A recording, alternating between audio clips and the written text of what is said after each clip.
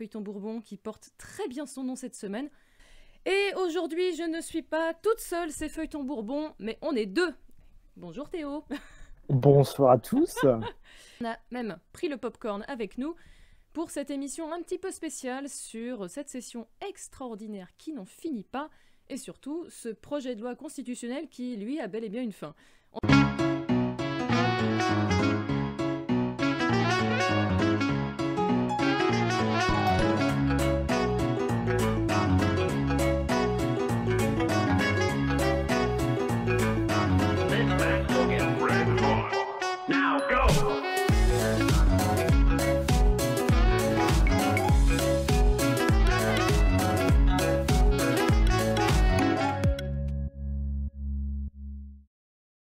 Ceux qui n'ont pas trop suivi l'affaire, toute cette semaine, on était censé débattre du projet de loi constitutionnelle, mais on a eu une petite affaire d'État, ou pas, entre-temps, qui a interrompu les débats. Et qu'est-ce qui s'est passé au juste? Oui, je crois que vous êtes tous au courant de cette magnifique affaire qui est sortie mercredi soir grâce au journal Le Monde. Je crois, c'est ça, oui. Le Monde qui nous a révélé mercredi soir, c'est reparti à la fin de la semaine, là, qui nous a révélé une magnifique vidéo où on voit un homme en action qui est en train de violenter un manifestant à marge des manifestations parisiennes du 1er mai. Sur cette vidéo, donc, on voit ça. Et en réalité, Le Monde a cherché à savoir qui c'était. Et donc, ils se sont aperçus que c'était Alexandre Benalla, qui est un proche collaborateur d'Emmanuel Macron depuis quelques mois maintenant, Voilà. et qui est chargé d'assurer sa sécurité au président de la République. Et donc, on se demande pourquoi il est là. Et surtout, en plus, il a un brassard police, un casque sur la Exactement. tête. Et, un casque de SCRS, un talkie-walkie aussi, je crois, non? Oui, Sur et la un vidéo. talkie-walkie aussi. Exact. Donc, il a un armement, pas un armement, mais plusieurs... Un équipement, en tout cas. un équipement des forces de l'ordre, donc il n'est pas force de l'ordre, hein, lui. Et donc, on se demande pourquoi il a ça. Et donc, il était sur place en tant que simple observateur, théoriquement. Et puis, finalement, voilà, il est allé aider les CRS, entre guillemets. Hein. On ne sait pas s'il y est allé lui-même ou si c'est les CRS qui lui ont demandé, mais bon, c'est voilà. toute la Du question, coup, en tout cas. c'est ça la question. Il l'a fait On entend la... Normalement, c'est sur son congé qu'il a fait ça, mais est-ce qu'il y a eu Oui. autorisation? En fait, tout simplement, que faisait ce mec à cet endroit-là? Et pourquoi est-ce qu'il a fait ça? Bien évidemment, l'affaire a fait réagir au sein de l'opposition, et notamment sur la réaction qu'a eu l'Élysée après. Parce que, bien sûr, l'Élysée, il y a eu cette affaire, et l'Élysée s'est demandé comment on réagit. Puisque cette affaire s'est déroulée le 1er mai, l'Élysée a réagi le 2 mai, et donc la réaction, ça a été une suspension de 15 jours d'Alexandre Benalla de ses fonctions à l'Élysée. Et donc, cette suspension, c'est 15 jours de suspension pour les actes qui avaient été faits la veille, enfin le 1er mai. L'opposition juge ça vraiment, mais c'est minime par rapport à ce qui a été fait par ce mec. L'opposition s'est quand même saisie de ce sujet-là à l'Assemblée nationale, puisque c'est quand même plus facile d'avoir des réponses quand on est député et qu'on prend la parole dans l'hémicycle plutôt que sur un plateau télé. Feuilleton, c'est effectivement ce qui s'est passé tout au long de la semaine. Puisque, pour petit élément de contexte, on avait la réforme constitutionnelle cette semaine qui patinait déjà dans la semoule, puisque ça faisait déjà depuis la semaine dernière qu'on en débattait en séance publique, c'est-à-dire dans l'hémicycle. Ça avait déjà été débattu en commission et on avait fait une émission là-dessus. Et donc, ça pédalait un petit peu puisque il y a eu beaucoup d'amendements, plus de 2000, 2005 si je dis pas de bêtises, dont énormément surtout qui étaient, on va dire j'allais dire des cavaliers, pas forcément, mais en tout cas des amendements portant articles additionnels. C'est-à-dire que jeudi matin, ça fait plus d'une semaine qu'on débat de ce texte, et on se retrouve avec, on était après l'article 2. Autant dire que ça n'avançait pas. Donc déjà, on a eu quelques petites résistances et ça se passait déjà assez moyennement de ce point de vue-là, puisque amendement après amendement, ça ne bougeait pas. Le premier qui a lancé les hostilités, c'est Éric Ciotti, des Républicains. En fait, on est jeudi matin, là, il rappelle au règlement, c'est quand un député considère que les débats ne peuvent pas se dérouler correctement, c'est-à-dire que si tout le monde prend la parole au même moment, si l'ambiance est électrique, on s'entend plus parler, on s'entend plus, on n'entend plus les autres. Ça va être si un autre député interpelle quelqu'un et que c'est pas correct. Donc à chaque fois, le rappel au règlement, à l'origine, c'est vraiment pour mettre fin, pour suspendre très momentanément, en moins de 2 minutes, les débats en cours. Et donc, c'est aussi parfois un bon moyen de prendre la parole alors qu'on n'a plus vraiment de temps de parole. Enfin, le rappel au règlement, c'est une parenthèse dans la discussion. Et en fait, Éric Ciotti profite de ce rappel au règlement, qui n'en est pas vraiment un, parce que ça n'a pas de rapport avec les débats, pas de rapport immédiat. Le règlement, vous avez la parole. Merci, Monsieur le Président. C'est un rappel au règlement au titre de l'organisation de nos débats. Nous sommes au cœur d'un débat essentiel qui touche à l'équilibre de nos institutions. Or, Madame la garde des Sceaux, la presse a révélé un fait très grave, mettant en cause directement un collaborateur direct du président de la République qui s'est immiscé en manifestement, si on en croit la presse, avec une usurpation d'uniforme en tout cas, dans l'organisation d'un service d'ordre. Ces faits sont extrêmement graves. Vous êtes garante de l'indépendance de la justice, vous êtes à ce titre également en charge du déclenchement de l'action publique. Nous sommes au cœur de l'équilibre des institutions, Madame la garde des Sceaux, dans ce débat. Nous voudrions savoir, pour avoir la certitude que cet équilibre des institutions soit préservé, qu'il n'y ait pas de la part du pouvoir exécutif une immixtion dans un cadre qui ne lui appartient pas, quelle est la nature des faits et si vous souhaitez engager aujourd'hui, saisir l'autorité judiciaire, notamment au titre de l'article 40. Je crois qu'il est important au stade de ce débat, pour la sérénité de ces débats, que vous puissiez éclairer à ce stade la représentation nationale. Est-ce que vous souhaitez, oui ou non, Madame la garde des Sceaux, saisir la justice de ces faits? Merci, Monsieur Ciotti. Je vous ai laissé évidemment terminer votre propos, mais vous savez pertinemment que nous sommes très loin d'un rappel au règlement et que par ailleurs les faits que vous évoquez ne concernent pas immédiatement le débat constitutionnel que nous avons ce matin. Madame la ministre, si vous souhaitez prendre la parole, évidemment, je vous la donne. Vous avez la parole. Oui, merci Monsieur le Président. Monsieur le député Ciotti, évidemment, j'ai vu comme vous les faits qui sont advenus au courant du mois de mai. La personne qui a commis ces faits était sur cette manifestation sans autorisation, ce qui évidemment pose une difficulté. Les agressions, je ne sais pas si c'est le mot juste, mais en tout cas les éléments qui ont été révélés par les films qui ont été diffusés témoignent effectivement de gestes absolument inadaptés, d'autant que la personne en question avait usurpé, ou en tout cas portait, si j'ai bien vu, une identification qu'il assimilait aux forces de police, et tel n'était pas le cas. Vous me demandez d'inciter le procureur à s'emparer de cette affaire. En tant que garde des Sceaux, vous le savez parfaitement, monsieur le député, je n'ai absolument pas la possibilité de donner aucune instruction individuelle aux magistrats. Donc ce n'est pas moi qui peux faire cela, mais bien entendu, si cela apparaît nécessaire, le procureur prendra de sa propre initiative les décisions qui s'imposent. Merci. Et même tout au long de ces séances de rappel au règlement, elle ne peut pas prendre la parole parce que c'est une affaire politico-judiciaire et elle est ministre de la Justice, alors c'est compliqué. C'est plutôt au ministre de l'Intérieur de parler. Mais il n'est pas là. Mais il n'est pas là. Et c'est là le problème. Hein. La ministre qui nous indique qu'il y avait eu une autorisation préalable de la hiérarchie pour que M. Benalla aille à la manifestation. Or, 1 heure avant, Bruno Roger-Petit, le porte-parole de l'Élysée, avait indiqué qu'il y était allé sans autorisation. Donc, en fait, tout bêtement, la ministre, en répondant à un rappel au règlement sur ce sujet, remet une pièce dans la machine, d'où des interrogations sur, oui, mais en fait, autorisation ou pas autorisation, et qu'en dit le ministre de l'Intérieur. Et à 15h, en fait, c'est le début de la crise, avec un rappel au règlement de David Habib, Nouvelle Gauche. Monsieur Habib, un rappel au règlement. Vous avez la parole.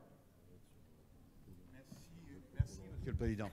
Ce matin, avant la levée, nous avions fait interroger Madame la Ministre et exprimer le souhait que le ministre de l'Intérieur vienne dans l'hémicycle évoquer avec nous les conditions d'intervention de M. Benalla lors de la manifestation du 1er mai. Éric Ciotti, tout à l'heure, a fait un rappel au règlement. Et vous lui avez, Madame la Ministre, répondu en disant que la personne dont on parle était intervenue sans autorisation. Or, si on en juge par les déclarations qui ont été faites par le porte-parole de l'Élysée, M. Bruno Roger-Petit, ce n'est pas vrai. A été évoquée dans l'intervention de M. Bruno Roger-Petit une autorisation qui lui avait été donnée d'intervenir. Il avait même été évoqué que cette intervention se faisait en dehors de ses jours de travail. Donc nous souhaitons, Monsieur le Président, interroger le ministre de l'Intérieur. On parle ici, à la faveur de ce débat sur la réforme constitutionnelle, de l'organisation des pouvoirs. Donc nous souhaitons interroger le ministre de l'Intérieur pour savoir qui a autorisé M. Benalla à intervenir le 1er mai. Nous souhaitons aussi, puisqu'on parle de justice, savoir pourquoi, alors qu'une sanction a été prononcée le 3 mai, avoir attendu 2 mois et demi avant qu'une information ou une enquête préliminaire intervienne et que la justice soit saisie. Nous souhaitons savoir pourquoi autant de temps. Nous avons également le désir de savoir pourquoi l'Élysée n'a pas saisi le procureur de la République au titre de l'article 40, sachant qu'il y avait manifestement des choses qui pouvaient donner lieu à une enquête. Pourquoi, puisque on évoque ce dossier, nous souhaitons aussi savoir pourquoi avoir prétendu que ce monsieur n'intervenait plus sur le terrain, alors qu'à deux reprises, ça a été avéré par les médias, il était intervenu au cœur d'événements nationaux. Donc nous souhaitons aussi savoir quelle est la confusion qui existe parfois depuis 1 an entre les forces de police et un certain nombre de milices privées. Qui l'a maintenu en fonction au-delà du 3 mai? Monsieur Roger Petit, je vais vite finir. Monsieur Roger Petit a parlé de 2 collaborateurs. Nous souhaiterions savoir s'il n'y en a pas d'autres. Si Monsieur le ministre peut nous apporter des précisions. Et puis là, cette question s'adresse à l'ensemble des membres du gouvernement. Que pensez-vous de cette sanction de 15 jours au regard de ce que nous avons eu comme discussion tout à l'heure sur la justice, de la proportionnalité des fautes? Nous souhaitons savoir ce qu'il en est. Voilà. Alors, Monsieur le Président, Madame Rabault, vous avez demandé, après le 1er mai, une commission d'enquête sur les conditions dans lesquelles la manifestation du 1er mai était intervenue. Plus que jamais, nous considérons que cette commission d'enquête est impérieuse et nécessaire. C'est notre responsabilité à nous, parlementaires, de faire la lumière sur ce qui s'est passé. Donc nous renouvelons notre demande. Nous souhaitons que le ministre de l'Intérieur vienne. Alors je crois qu'il est au Sénat. Dans ce cas-là, nous souhaitons qu'il puisse le faire après les questions au Sénat et nous apporter les réponses. On a appris quand même pas mal de trucs. Parce que Bruno Roger-Petit, qui est le porte-parole de l'Élysée, pas le porte-parole du gouvernement, hein, mais le porte-parole de l'Élysée, donc directement de la présidence, a pris la parole jeudi matin et a fait une intervention assez surréaliste pour un porte-parole de l'Élysée. C'était très solennel en nous expliquant un petit peu tout ce qui s'était passé. Il y avait donc ce fameux Alexandre Benalla qui avait participé à ces opérations. Mais il n'y avait pas que lui, il y avait aussi Vincent Crasse, qui était un gendarme réserviste, employé de La République En Marche, même pas de l'Élysée, mais de La République En Marche. Et donc, on a appris quand même pas mal de choses pendant cette intervention, et ça fait pas mal réagir les députés, les médias. Donc, c'était du pain béni pour l'opposition. C'est quel impact sur la réforme constitutionnelle? En fait, à l'origine, c'est une situation individuelle d'un mec qui a des passions peut-être un petit peu spéciales, qui aime tabasser des manifestants sur son temps libre. Bon, chacun ses délires. Mais c'est vrai que ça pose la question de qui était au courant, la question de l'état de droit, monopole de la violence physique légitime, ce genre de truc, tout simplement. Ça va être là-dessus que vont tourner en boucle tous les députés de l'opposition pendant 3 jours après, parce que là, c'est le tout début de la crise, et c'est dès jeudi après-midi que c'est la merde. Est-ce qu'on peut débattre sereinement d'un texte qui répartit, en tout cas qui touche à la séparation des pouvoirs, qui touche à nos pouvoirs législatifs, exécutifs, etc.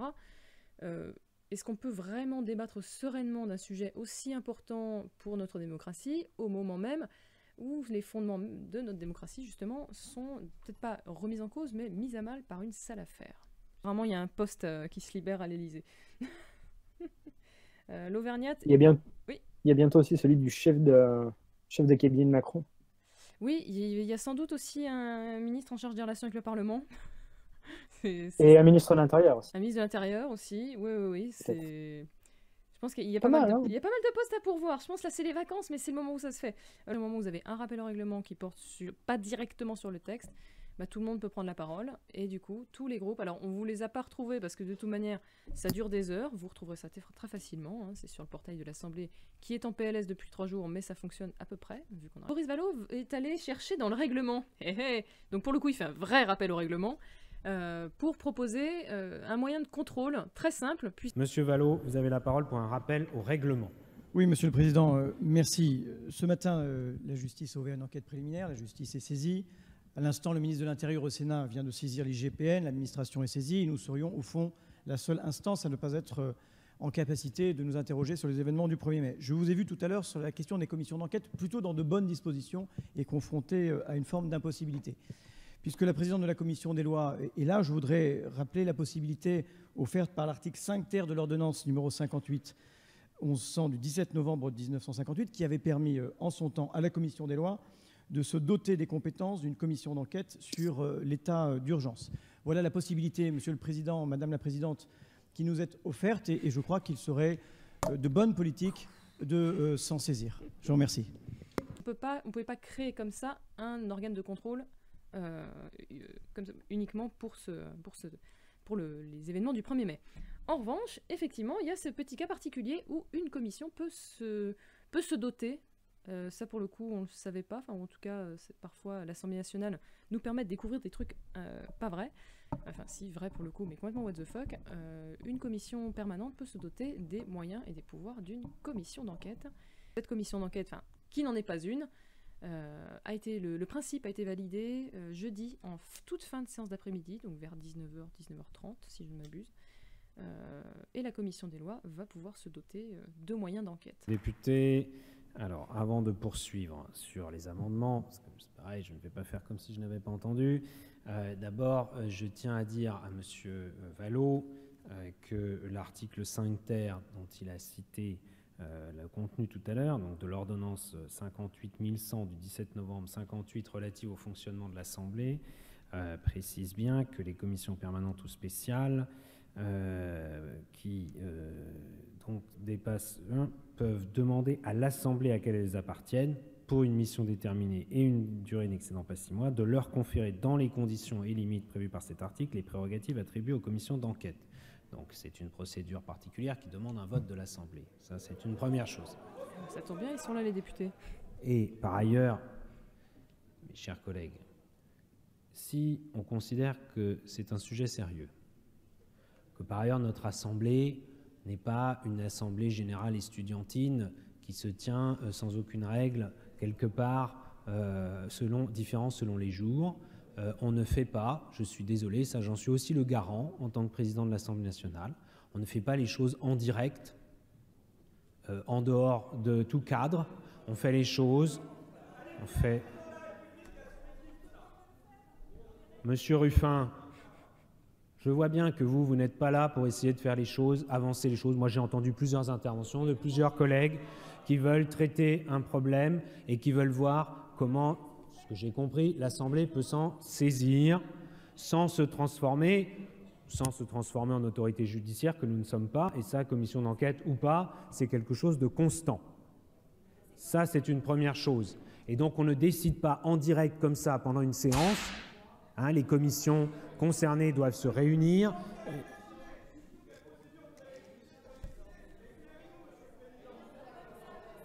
Et par ailleurs, écoutez, Monsieur Ruffin, moi j'essaye de vous répondre en éclairant l'Assemblée et celles et ceux qui nous regardent aussi, car nous ne sommes pas tout seuls.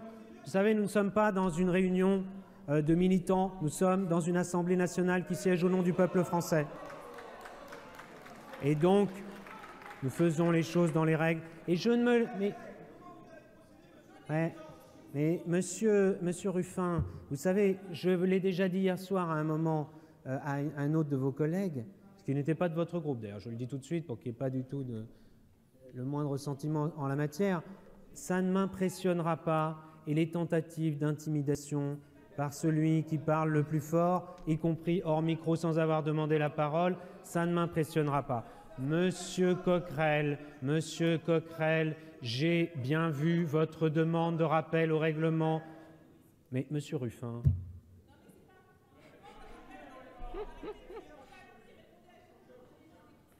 Sinon, je vais demander... Non, mais je vais être plus précis, moi. Je vais être plus précis. Puisque votre président de groupe est dans l'hémicycle, monsieur Mélenchon, moi, je vous donne la parole pour que vous me disiez qui s'exprime au nom de votre groupe et pour demander quoi. Parce que là, j'ai 3 députés de votre groupe qui parlent en même temps, pendant que je parle, et qui disent des choses contradictoires. Par ailleurs, j'ai bien noté que monsieur Vallaud a demandé un rappel au règlement, monsieur Jumel également, monsieur Coquerel... Donc vous voyez, l'ambiance était sympa. Nous sommes tous saisis par les événements qui se sont déroulés et qui ont été portés à notre connaissance et il apparaît opportun, compte tenu de cela et de l'émoi que cela suscite, de permettre à la commission des lois d'être investie des pouvoirs d'une commission d'enquête pour procéder dès la semaine prochaine à un certain nombre d'auditions. Donc nous avons décidé, et la convocation est en train de partir, de convoquer la commission des lois à 19h45, juste après la suspension, pour pouvoir voter sur cette question. Et donc si le vote est favorable, nous vous transmettrons, Monsieur le Président, la demande pour que nous soyons investis de ces pouvoirs. Merci Madame la Présidente. Donc j'ai fait cette proposition à la réunion des présidents de groupe, car je crois qu'elle permettait de répondre à la plupart des demandes. Monsieur... Oui, il a décidé, sous la contrainte, après plus de 4 heures de rappel au règlement intempestif. Et des oppositions.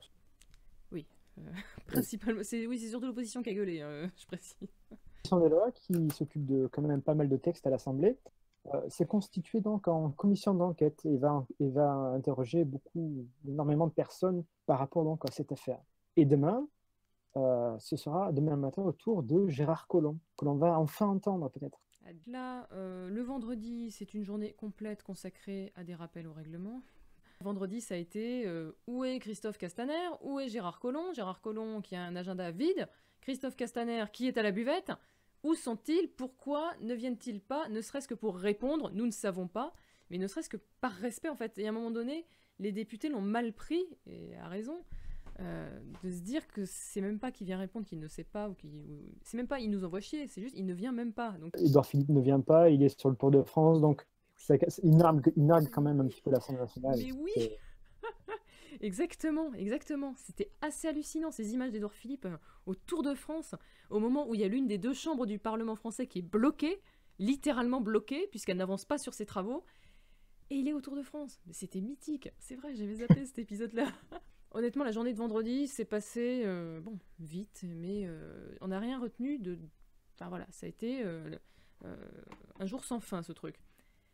Et samedi... Alors là, très rigolo, le scoop de Marc Le Fur.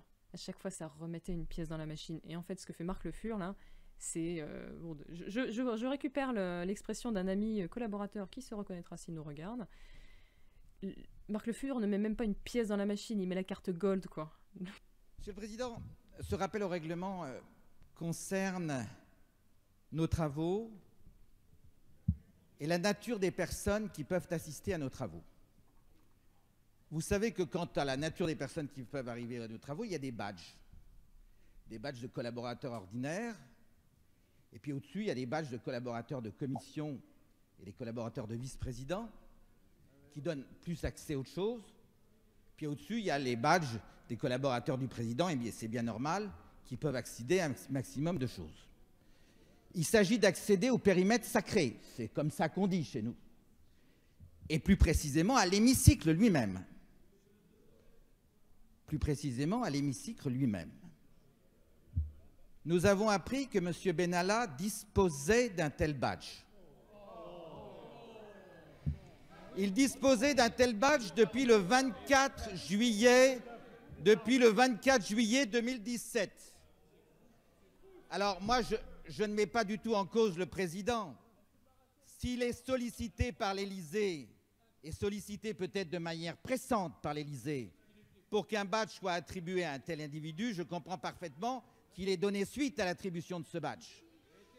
Ce badge lui a été retiré il y a 3 jours.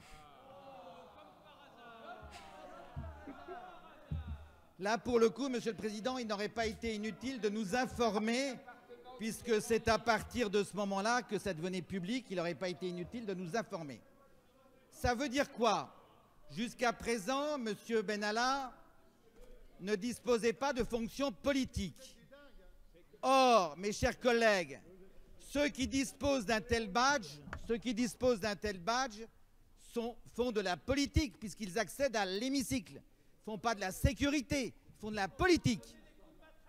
Ce sont des badges de niveau le plus élevé qu'on puisse accéder. Donc, Monsieur le Président, moi je souhaite savoir qui a demandé un tel badge. Quelle est l'autorité élyséenne qui a demandé un tel badge? Deuxièmement, Monsieur le Président, je souhaite savoir pourquoi on a demandé un tel badge. Troisièmement, je souhaite que les mesures soient prises pour que de tels incidents, quelle que soit la nature des individus, ne puissent plus intervenir. Badge H, c'est un badge Assemblée nationale, chacun a un badge différent, député, collaborateur, stagiaire, enfin c'est une vraie société de caste ce truc. Et les seuls qui ont accès à l'hémicycle, quand il y a séance, ce sont les collaborateurs, des collaborateurs parlementaires, des présidents, vice-présidents, enfin tous ceux qui doivent avoir un accès particulier à l'hémicycle. Sinon Benalla, là on en est vraiment en plus avec toutes les affaires, on était déjà au courant de plein de choses.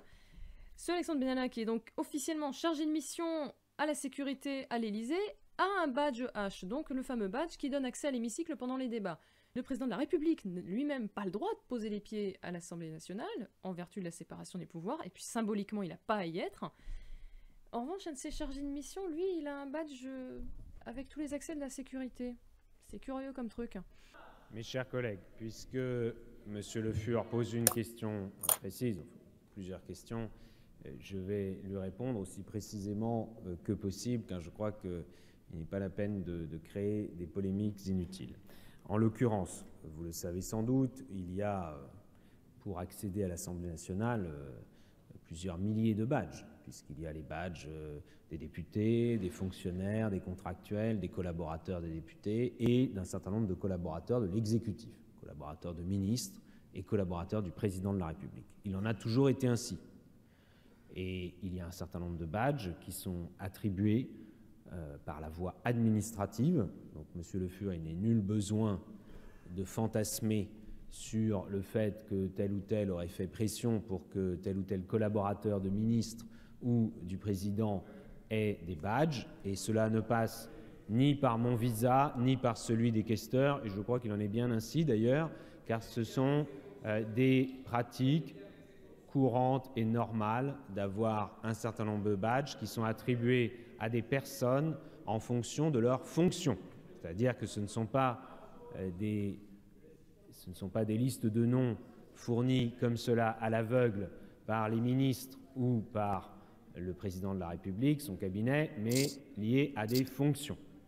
Les personnes qui ont des badges l'ont toujours du fait des fonctions qu'elles exercent. Et en l'occurrence, il y en a...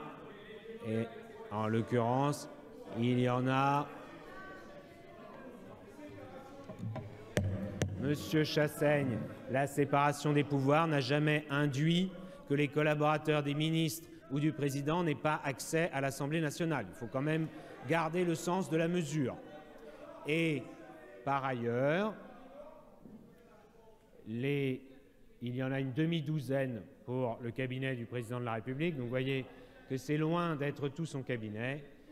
Et enfin, le badge a été immédiatement désactivé quand M. Benalla s'est vu retirer les fonctions qu'il avait à la présidence de la République. Il n'y a donc rien de plus à en dire. Tout cela se fait dans la logique de notre fonctionnement d'Assemblée. Donc en fait, on s'est retrouvé après ce scoop sur une situation de blocage total. Si tant est qu'il n'y avait pas déjà un blocage complet. Voilà. Et donc le samedi soir, on attend tous impatiemment ce qui va se passer, en se disant « Yes, le spectacle reprend à 21h30 !» Et il a repris le spectacle, il était assez court en fait. 21h30. La séance est ouverte. La reprise. L'ordre du jour appelle la suite de la discussion du projet de loi constitutionnelle pour une démocratie plus représentative, responsable et efficace. Jeudi soir, l'Assemblée a poursuivi l'examen des articles, s'arrêtant à l'amendement numéro 808, portant article additionnel après l'article 2. Mes chers collègues, je ne crois pas qu'il soit utile de consacrer à nouveau une séance à enchaîner les rappels au règlement. Prochaine séance demain à 9h30. La séance est levée. Le pétage de nerfs total. Donc voilà, la séance la plus courte de l'histoire, elle dure 41 secondes. Je sais pas si c'est la plus courte, faudrait qu'on vérifie, Théo, toi qui es pro en matière d'archéologie historique. Politique. Je pense que Dorigi en avait vraiment marre. Surtout que personne n'avance au final, même sur le projet constitutionnel, à la limite. Voilà, personne n'avance. Mais sur l'affaire en elle-même, finalement, oui, même si personne ne vient au bout d'un moment. Même sur l'affaire, à partir du moment où il y a un scoop, bon, ça occupe toute la séance et ça vous prend 3h30 ou un truc comme ça. Mais après, s'il n'y a pas de nouveauté, personne n'avait envie de bosser ce projet de loi constitutionnel dans ces conditions-là, de toute manière. On a repris ce matin à 9h30, enfin un petit peu de retard, 9h38, un truc dans ce goût-là, mais bon, après tout, hein, on était contents, on avait la séance et on s'est dit, mais qu'est-ce qui va se passer alors? Ça va refaire comme hier soir, il va faire la même chose pour toutes les séances de la journée, en mode on vient et on se casse. Pas tout à fait, non, là la séance a repris. Matinée, le déblocage de la situation. Merci, Monsieur le Président. Mesdames et Messieurs les députés, nous avons entamé l'examen du projet de loi constitutionnelle le 10 juillet dernier. Nous avons examiné plus du tiers des 2400 amendements qui avaient été déposés par chacun d'entre vous, et c'est un travail très sérieux que nous avions commencé à faire. Ce travail s'est interrompu à la suite des révélations concernant M. Benalla. Je le regrette profondément parce qu'il y a, je crois, dans le projet du gouvernement et dans les amendements qui ont été adoptés au cours des débats en commission, des propositions extrêmement positives pour le renforcement de notre démocratie. Non, monsieur le député Cornu-Gentil, non, ni les députés, ni le gouvernement ne refusent de voir la réalité. Et oui, monsieur le député d'Aréville, oui, vous n'avez pas été élu pour détourner le regard, et le gouvernement non plus. Et c'est d'ailleurs depuis le début que nous disons qu'il s'agit dans cette affaire d'une affaire qui appelle des réponses précises. Mais nous pensons que pour chaque interrogation ou pour chaque situation, il y a des méthodes de réponse adaptées et différenciées. Il y a une assemblée qui constitutionnellement exerce son pouvoir de contrôle. Monsieur le Président Jacob, Monsieur Corbière, Madame la Présidente Rabault, vous avez interrogé le Premier ministre sur l'application de l'article 50-1. Il vous sera répondu, soyez rassurés.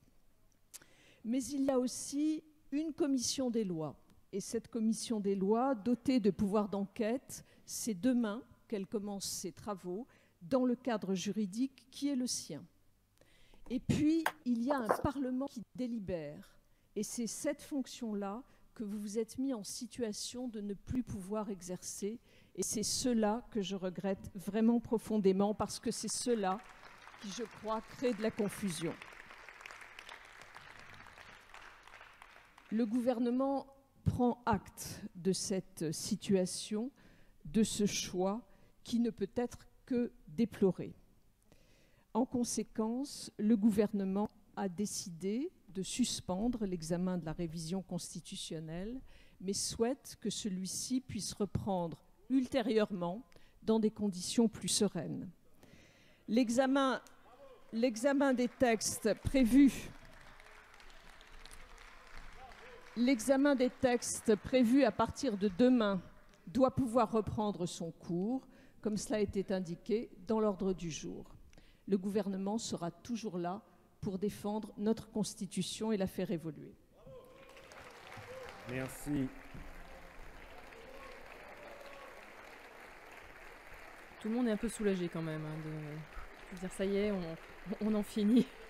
On en termine de ce long tunnel de rappel au règlement. Merci Madame la Ministre. À ce stade, je veux dire quelques mots, mes chers collègues, car depuis longtemps, dans cette Assemblée, nous parlons de la mission d'évaluation et de contrôle de l'Assemblée nationale.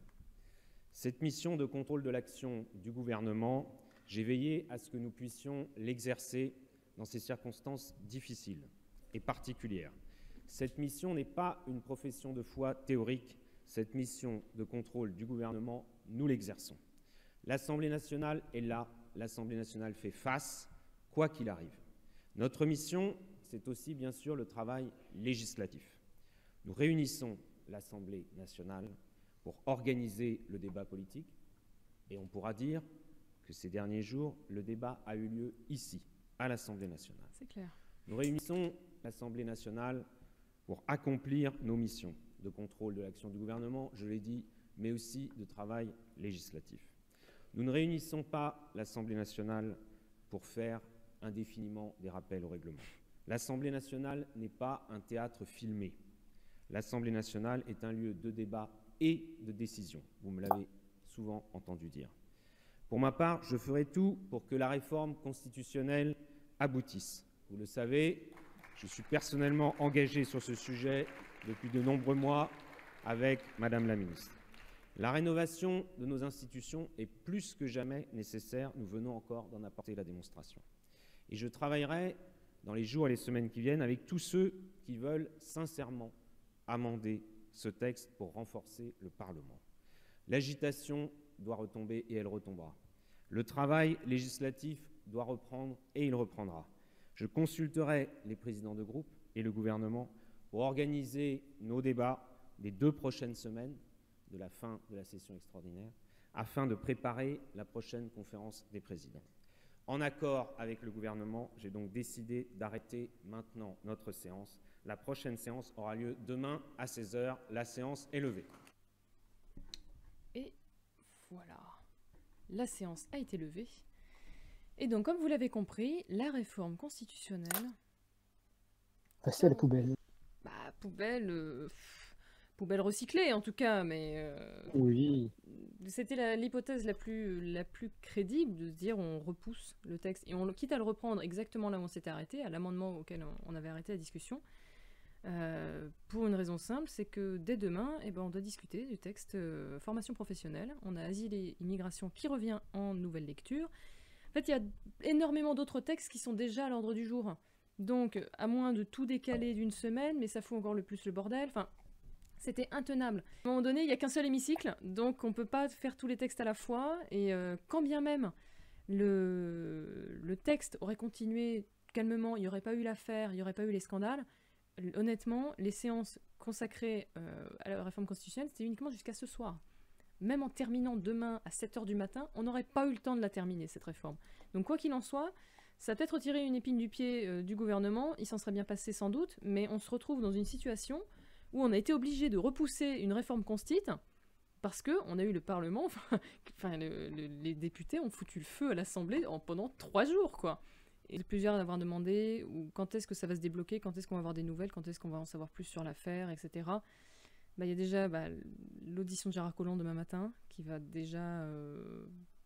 ça va être compliqué vu que la commission des lois en ce moment, là justement, ils sont tous chauds comme la braise. Plus mardi, conférence des présidents, qu'est-ce que ça va donner par rapport à l'ordre du jour? Est-ce qu'on repousse les vacances? Est-ce qu'on avance la session extraordinaire du mois de septembre, sachant qu'elle commence déjà à la fin août? Donc, à un moment donné, à partir de quand est-ce qu'on peut juste prendre 2 semaines de vacances, quoi? Merci. Et ensuite, les questions au gouvernement, qui, a priori, devraient être très largement portées sur la question. En tout cas, de la part des oppositions, on n'en attend pas moins. Est-ce qu'on va retrouver Christophe Castaner? Il y a aussi ces questions-là. On l'a retrouvé. L'alerte enlèvement n'a pas encore été levée. On l'a toujours pas vu dans l'hémicycle. Dans l'hémicycle. Par contre, il est toujours en train de parler avec Le Pen. Hein. Pour le coup, il y a beaucoup de questions sur comment ça va se passer, c'est quoi la suite, la réforme constitutionnelle, quand est-ce qu'elle revient. En vrai, on n'en sait rien.